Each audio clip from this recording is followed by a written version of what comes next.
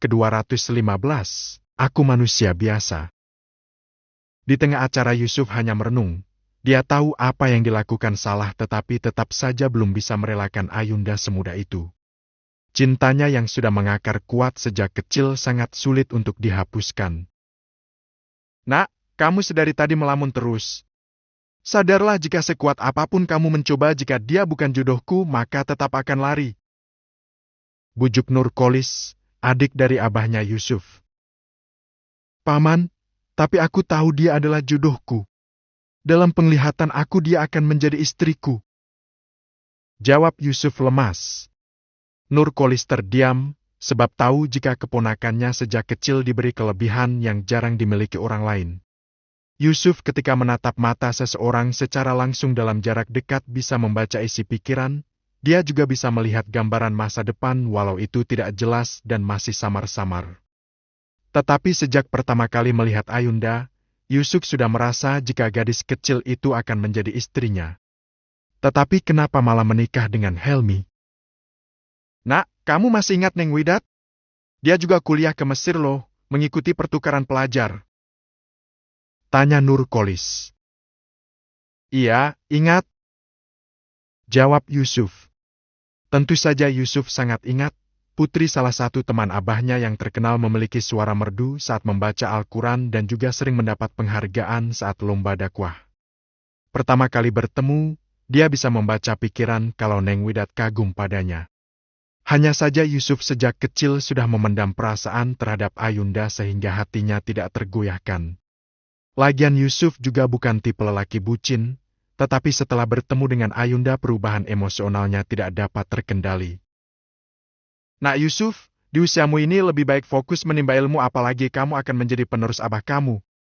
Masalah jodoh sudah ada yang mengatur, bisa jadi nanti kamu malah mendapat 2 istri sekaligus. Canda Nurkolis. Yusuf menjadi tertawa, pamannya memang humoris makanya santri paling suka pelajarannya walaupun mengajar ilmu nahwu tetapi terkadang diselipi cerita tentang ulama zaman terdahulu dan ada cerita lucu mengenai pengalaman menjadi santri. Paman benar, masalah jodoh hanya Allah yang mengatur. Mungkin karena selama ini aku terlalu cinta pada Ayunda, sehingga tidak bisa membedakan mana itu penglihatan atau harapan. Batin Yusuf.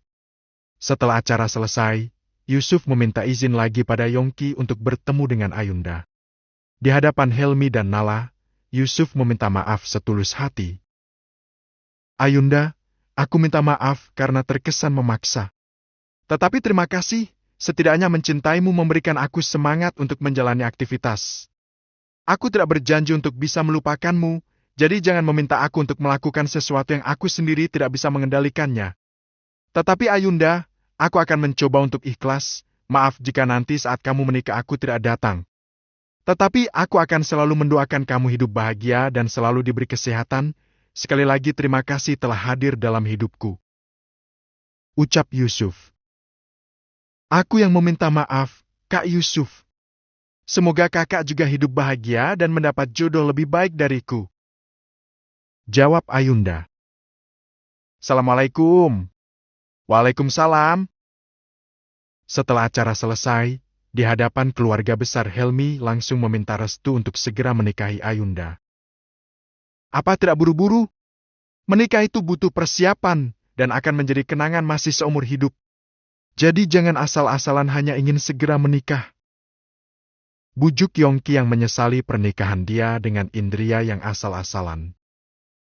Masalah persiapan tidak perlu khawatir, segalanya saya yang akan menyiapkan. Bujuk Helmi.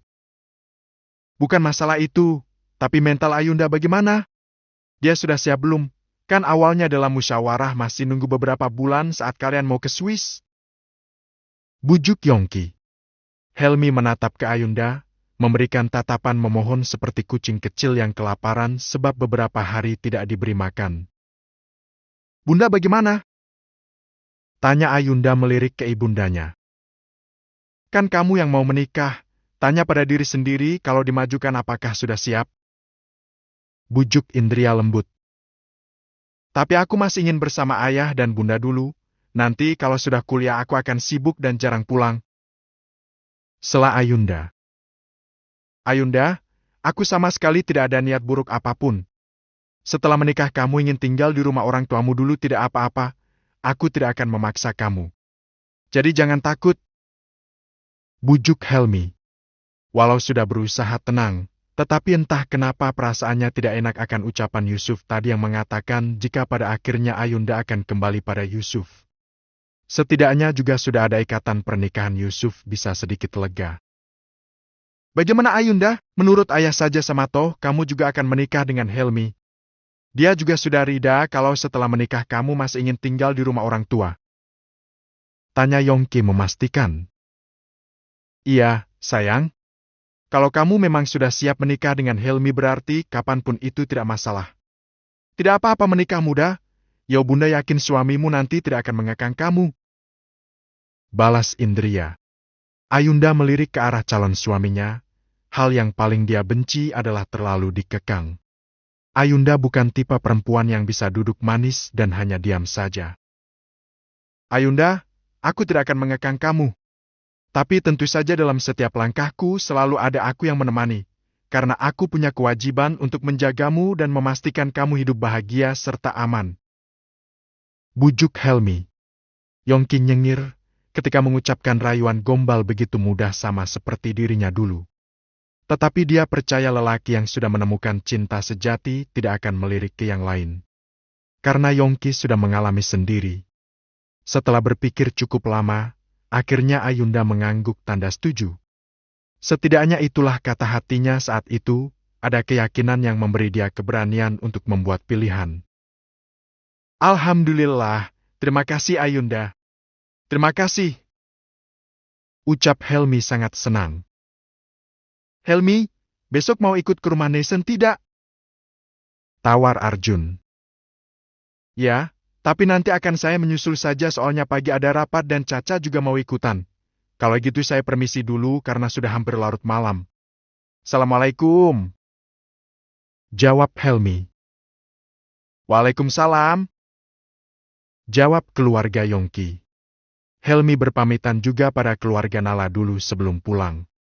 Saat dirinya masuk ke mobil, tiba-tiba jendela kacanya ada yang mengetuk. Helmi langsung tersenyum senang sebab Ayunda menghampirinya. Ini berkatnya kelupaan. Ucap Ayunda. Oh iya sampai lupa, terima kasih ya istriku. Jawab Helmi. Sontak saja Ayunda berlari sebab malu, Helmi nyengir sendiri betapa menggemaskannya sang istri. Baru aku panggil istri saja dia sudah lari, bagaimana kalau nanti aku cium? Bisa pingsan dia. Batin Ayunda tidak bisa berhenti tersenyum seperti orang gila. Ini adalah karma bagiku, mencintai gadis sampai aku menjadi gila sungguhan. Ayunda, pelet apa yang telah kamu berikan padaku? Aku benar-benar frustrasi saat tadi kamu hanya ngobrol dengan Yusuf. Kalau kamu sudah jadi istriku rasanya ingin aku kurung di dalam kamar saja dan tidak akan aku izinkan orang lain melihatmu. Gumam Helmi tertawa sendiri.